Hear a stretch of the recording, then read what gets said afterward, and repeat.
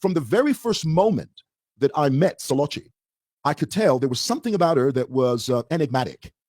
There was something about her that was very noticeable, apart from the fact that she is a pretty girl. But there was something about her that was enigmatic, and also something about her that was a bit sad at the same time.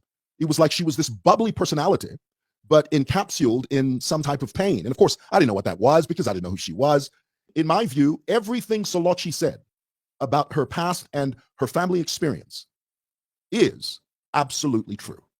Let's be clear about that. Why? Because hurt people hurt other people. So when she began to talk about that part of her life, that past, it began to make sense why she would go on social media, talk bad about men, even if those things were or were not true, talk bad about Gazile, even if those things were or were not true, talk bad about her family. That young girl has gone through hell and back, and you can tell it from the way she speaks, the sound of her voice, the intonation of her voice. When you look at a photograph of Solichi, if you've never heard her speak, if you've never heard her say anything audibly, if she's never recorded an audio tape, if you've never watched any of her videos, you just look at her at face value, you look at her photograph, you would think that this is not only is she pretty, you'd think that this girl probably has a sweet voice and a comely voice and sort of like a meek personality. But oh, honey, when you meet her in person, boy, tell you what, she's got that voice. She's got a voice that is very domineering. She's got a personality that is very confrontational. Why? Because hurt people hurt other people. Whenever you have someone that has been traumatized, someone that has been vilified, someone that has gone through any type of trauma to a child, because everybody knows children are very impressionable human beings. And when you abuse them, it alters their personality. It alters, in many cases, their trajectory.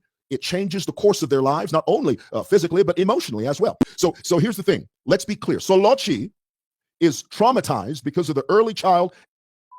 He is not insane. Let's be clear. And I think that the last several days, what we've seen is an attempt by powerful people to smear her as someone that is insane when we all know everything she said is true. She really did go through what she went through. Now, guys, let's not lose sight of the bigger picture.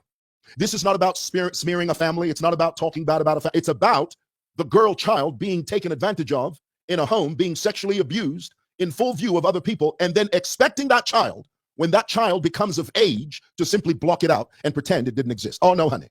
When you've been through enough trauma, especially the girl child, at some stage it explodes. It's like a powder keg.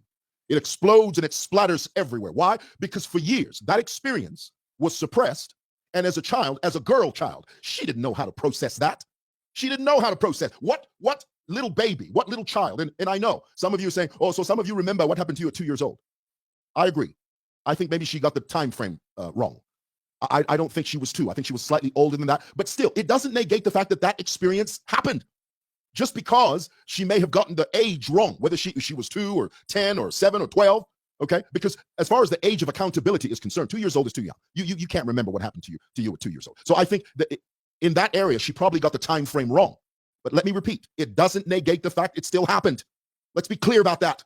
Just because she misspoke and she said 2 years old, it doesn't mean it didn't happen. It did. And when it did happen in the way that it did, at some stage, it becomes like a powder keg and it blows up in the face of everybody. Let's not focus on that family. Yes, the family has to take accountability for what they did to her. And if it's possible from a legal point of view to make them pay for that trauma, do it.